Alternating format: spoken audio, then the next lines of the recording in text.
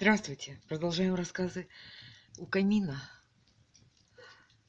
Вы ездили когда-нибудь с поющим другом в одной машине, когда вы за рулем, а он сидит, разговаривает и напевает?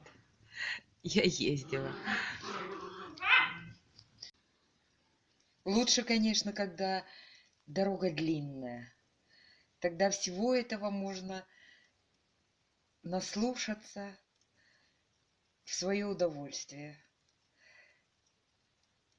Да если еще и другу нравится поездка и результаты этой поездки или ожидание чего-то хорошего, это вдвойне приятно. А если это оперный голос, представляете? Как он звучит в машине рядом с тобой, необыкновенно. Это те воспоминания, которые никогда не забываются. Это так приятно, это необыкновенно. Я вам желаю это пережить. Пока. До новых встреч.